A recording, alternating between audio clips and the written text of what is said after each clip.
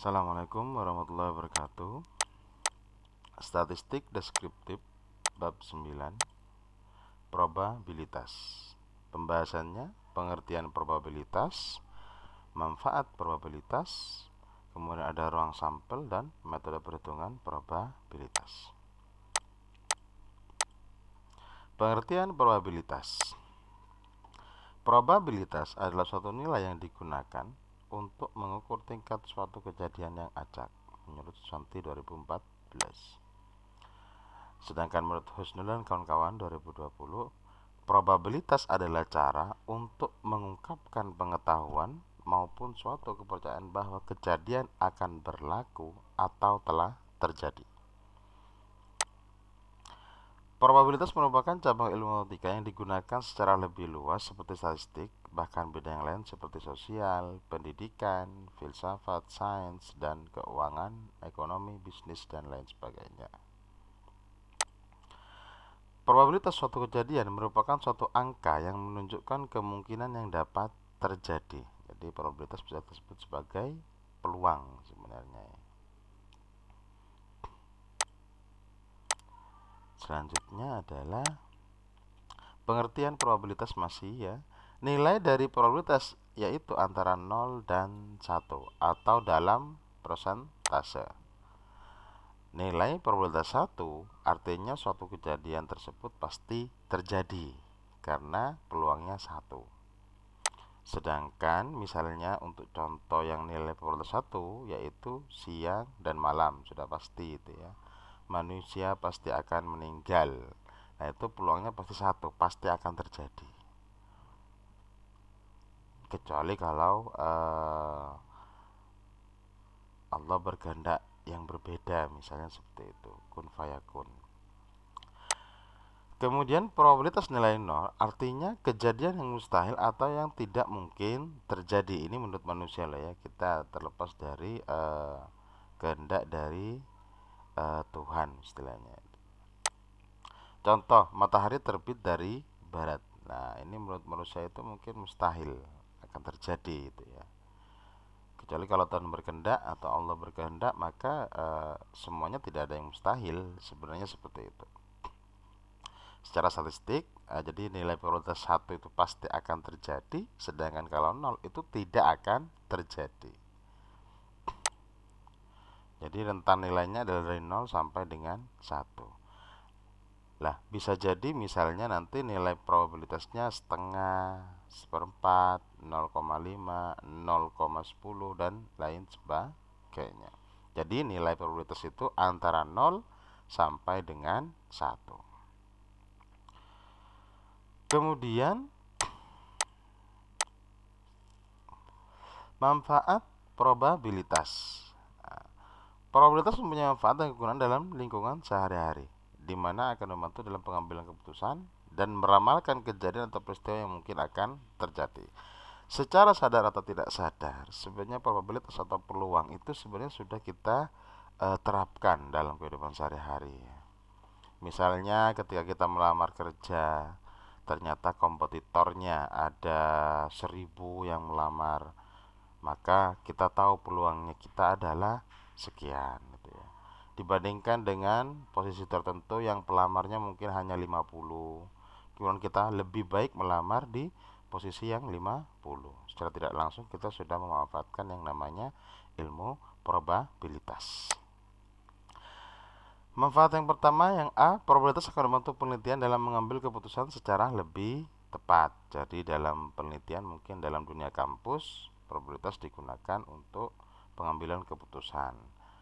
Bukan hanya dalam penelitian, tapi juga dalam sebuah perusahaan dan bisnis atau mungkin pendidikan juga seperti itu. Probabilitas berguna dalam penarikan kesimpulan yang berdasarkan pada hipotesis. Jadi juga probabilitas itu digunakan untuk uji hipotesis ya. Dalam penelitian kuantitatif misalnya seperti itu. Probabilitas digunakan untuk mengukur peluang seorang mahasiswa ketika mendaftar kerja, seperti halnya yang saya bahas tadi.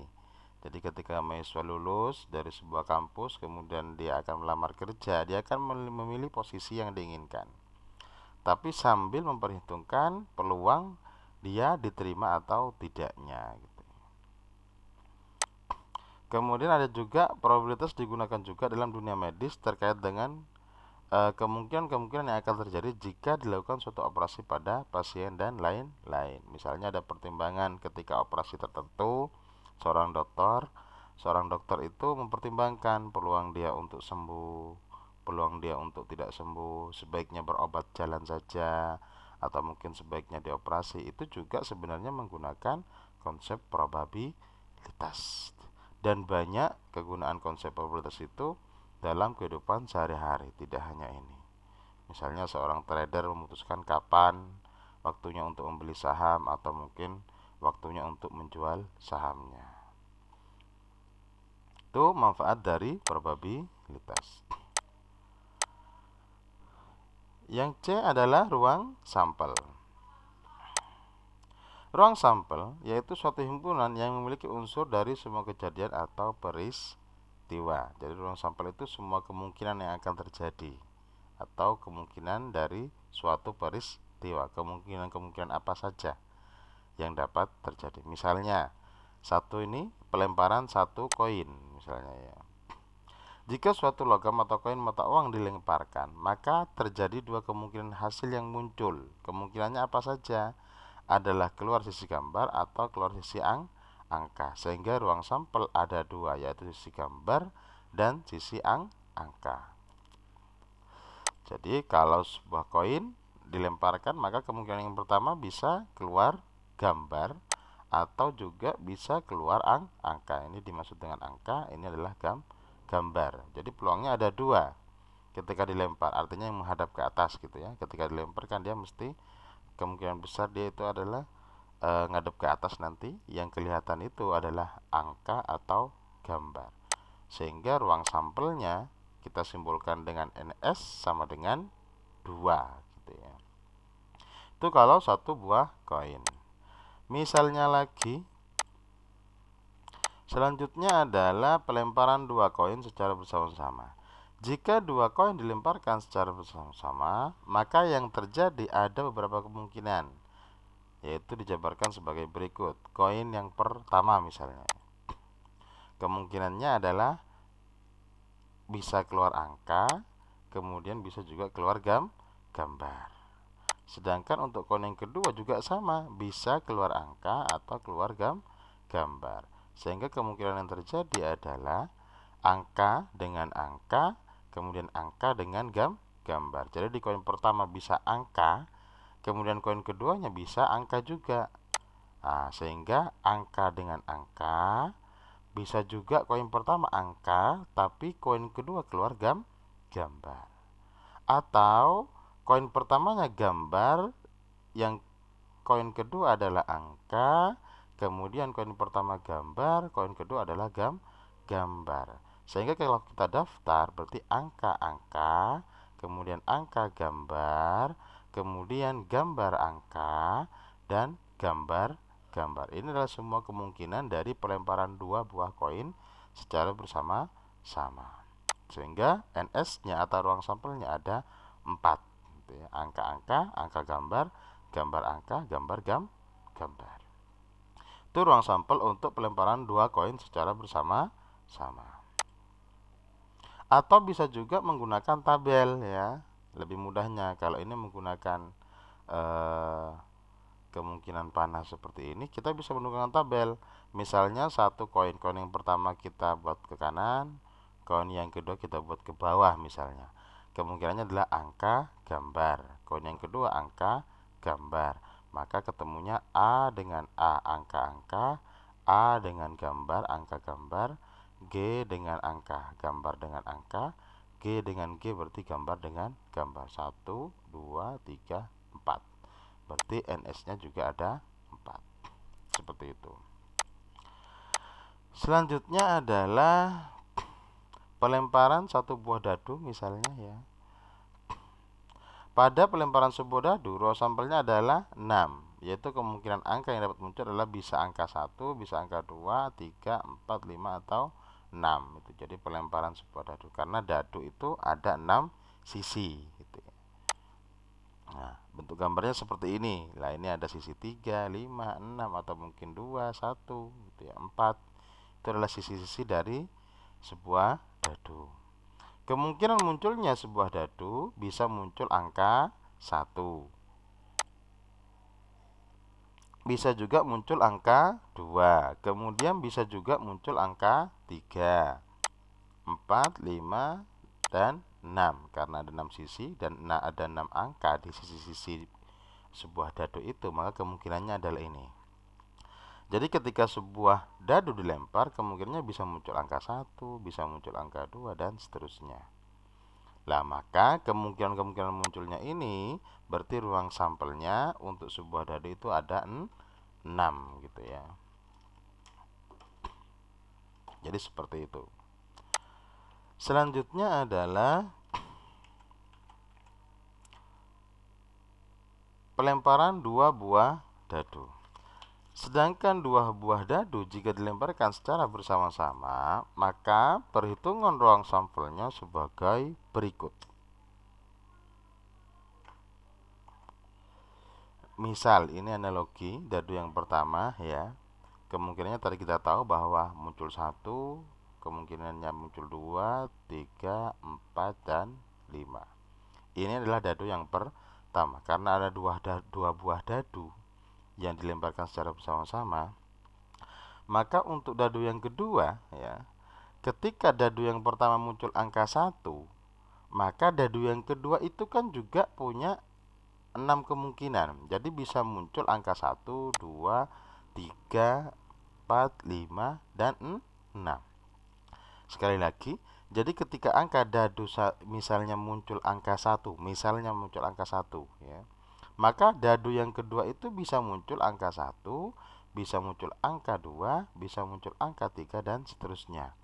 Sehingga ketika dadu muncul angka 1, maka pasangannya dengan angka dadu yang kedua itu adalah 11, 12, 13, 14, 15, 16.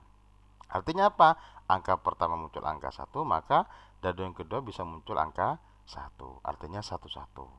Kalau 12 berarti angka dadu yang pertama muncul angka 1, kemudian dadu yang kedua muncul angka 2.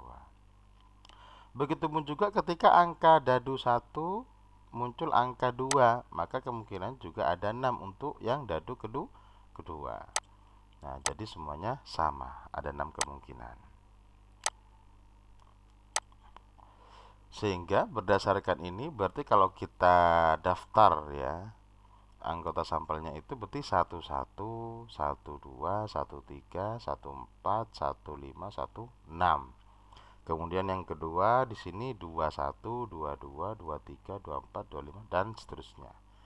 Yang terakhir misalnya 61, 62, 63, 64, 65, 66. Sehingga ruang sampelnya itu ada 36. Atau kita bisa menggunakan cara yang tadi, yaitu seperti tabel gitu ya. Dadu yang pertama misalnya ke bawah atau ke kanan, kemudian dadu yang kedua misalnya dadu yang kedua kita ke kanan saja, kemudian dadu yang pertama ke bawah. 1, 2, 3, 4 sampai 6, 1, 2, 3 sampai 6.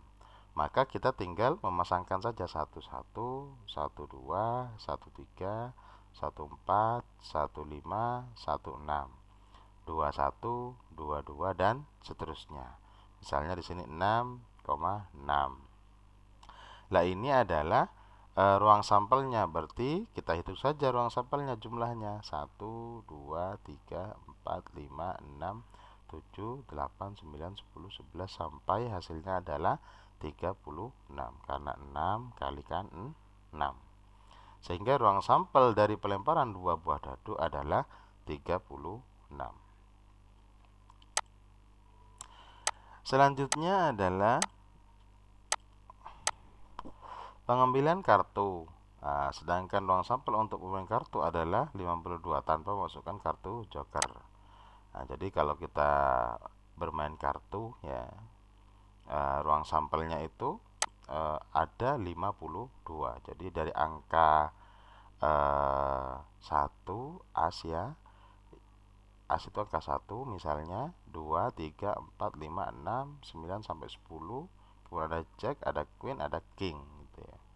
Jadi untuk satu macam, misalnya untuk hati, sedangkan kartu ada 4 macam bentuk, ada keriting, ada wajit, kemudian ada juga waruh gitu. Jadi ruang sampelnya ada 52. Lah sekarang bagaimana cara menghitung probabilitas? Untuk menghitung nilai probabilitas menggunakan rumus sebagai berikut. PA sama dengan N per M. Simpel rumusnya ya. Dimana P itu adalah peluang atau probabilitas, sedangkan A itu kejadiannya. Kejadian itu maksudnya misalnya sebuah dadu dilempar, kemudian pengambilan kartu, itu sebuah kejadian. N adalah banyaknya kejadian A gitu ya. Kemudian M banyaknya ruang sampel. Ini adalah rumus perhitungan untuk probabilitas. Jadi tinggal banyaknya kejadian dibagi dengan banyaknya ruang sampel. Sedangkan ruang sampel sudah kita bahas sebelum ini gitu ya. Kemudian selanjutnya adalah satu di sini terkait dengan perhitungan probabilitas kita harus tahu konsep. Yang pertama, range nilai probabilitas. Tadi seperti halnya yang digambarkan, peluang itu letaknya atau angkanya itu antara 0 sampai dengan 1. Kalau 1 itu pasti terjadi, kalau 0 itu pasti tidak terjadilah. Peluang itu antara 0 sampai dengan 1. Yang kedua adalah probabilitas kejadian bukan A. Ini kita sebut sebagai komplement. Misalnya P dalam kurung A strip ya, tutup kurung. Itu adalah notasi untuk A komplement.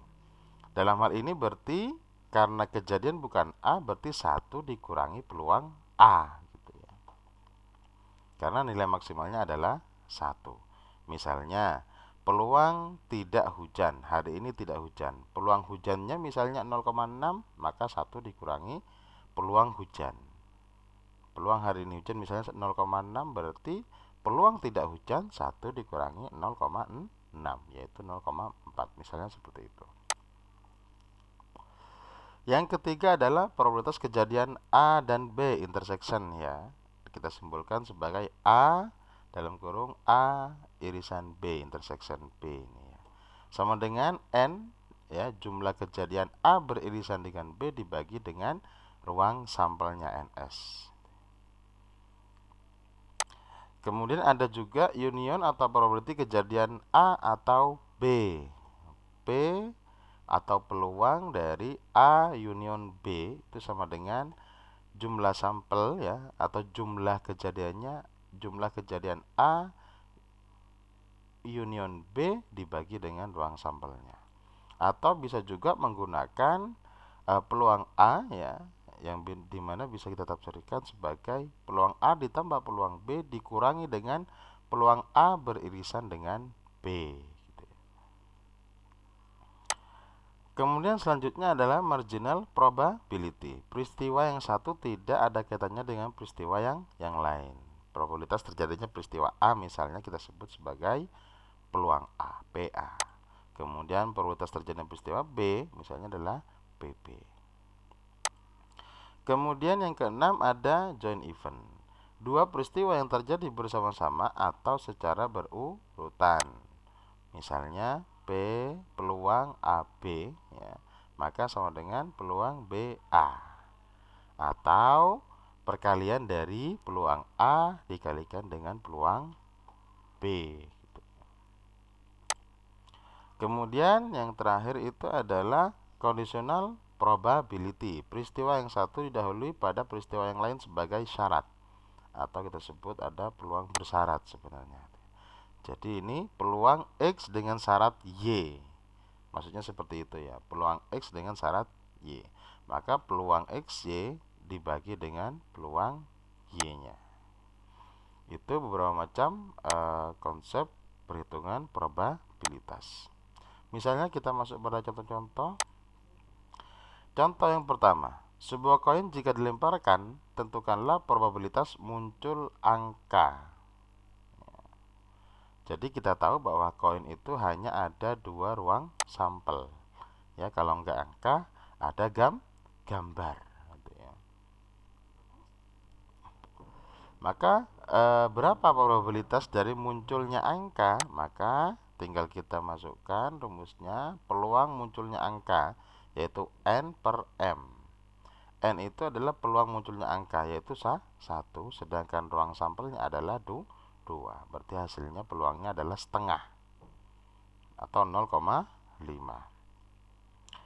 Jadi baik angka maupun gambar peluangnya juga setengah. Kalau ditanya juga peluang gambar pada pelemparan sebuah koin itu berapa, maka peluangnya juga setengah gitu ya.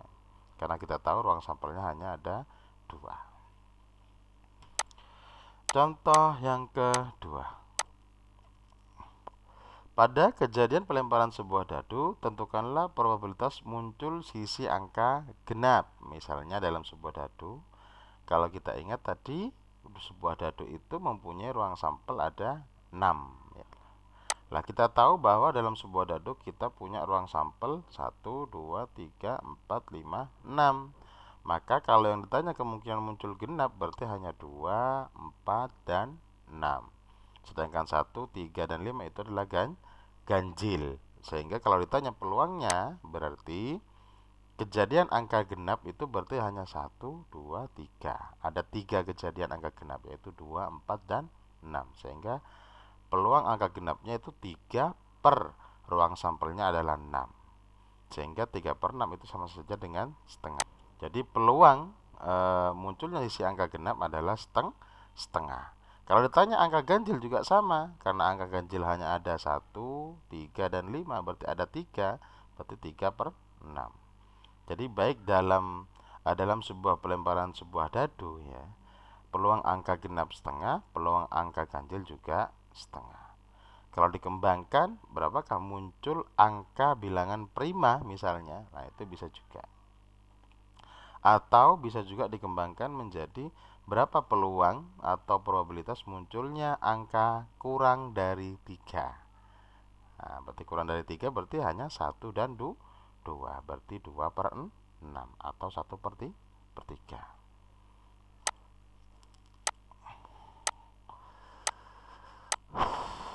Contoh yang ketiga.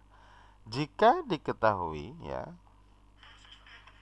dalam kartu bridge misalnya ada 52, kita tahu ruang sampelnya tadi ada 52, maka berapa probabilitas terpilih dari kartu 2 hati atau kartu as? Nah, kalau pakai atau berarti union ini ya.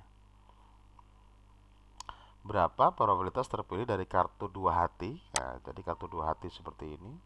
Kemudian kartu as ada 4 macam, yaitu as wajib, waru, kemudian hati, dan keriting. Ini ada 4 macam. Nah, penyelesaian kejadian jika terambilnya kartu 2 hati, peluangnya berarti adalah 1, hanya ada 1 ya. Kartu 2 hati itu hanya ada 1 dari 52 tumpukan kartu bridge itu. Berarti peluangnya 1 per 52.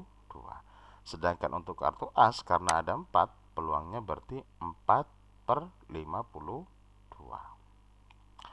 Lah, karena yang ditanya adalah 2 hati atau kartu as, maka terambilnya 2 hati atau kartu as ya, maka peluang A union B. Lah, sedangkan jumlah kejadian A union B itu ada 5. Berarti 5 per 52 atau penjumlahan dari 1 per 52 ditambah 4 per 52. Jadi peluangnya adalah 5 per 52.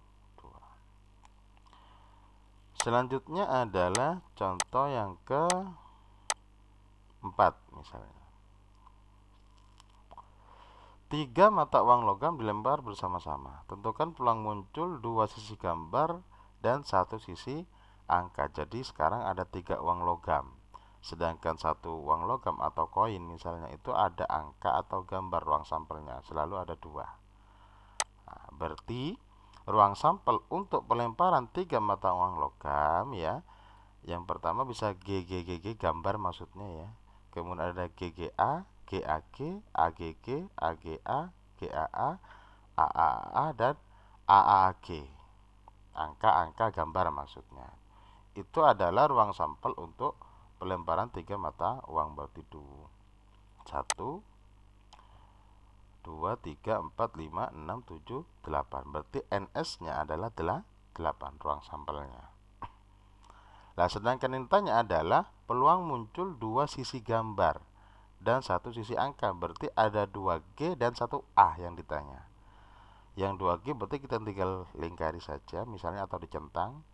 GGA berarti 2 gambar 1 angka. AGG juga 2 gambar 1 angka. Sedangkan kalau GAG ini juga sama, yaitu 2 gambar dan 1 angka. Berarti kita bilang 1, 2, 3.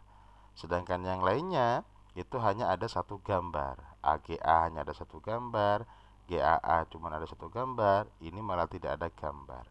Yang ini hanya ada 1 gambar. Sedangkan yang ditanya adalah peluang muncul 2 sisi gambar. Berarti GGA, GAG dan AGG. Berarti hanya ada 3. Sehingga penyelesaiannya, kejadian muncul 2 sisi mata gambar dan 1 sisi angka, yaitu GGA ya, GGA, GAG dan AGG. Maka NA-nya adalah, kejadiannya itu adalah 3. 1, 2, 3. Sehingga peluangnya tinggal dibagi saja, 3 dibagi 8. Banyaknya kejadian dibagi dengan banyaknya ruang sampel. Peluangnya adalah 3/8. Itu untuk contoh 4, 3 mata uang logam. Jadi itu terkait dengan probabilitas yang cukup sederhana ya. Tentu saja ada pengembangan-pengembangan terkait dengan probabilitas yang jauh lebih kompleks dan rumit misalnya itu ya. Tapi untuk statistik deskriptif saya cukupkan pada pembahasan di sini saja. Saya akhiri, kurang lebihnya mohon maaf. Wassalamualaikum warahmatullahi wabarakatuh.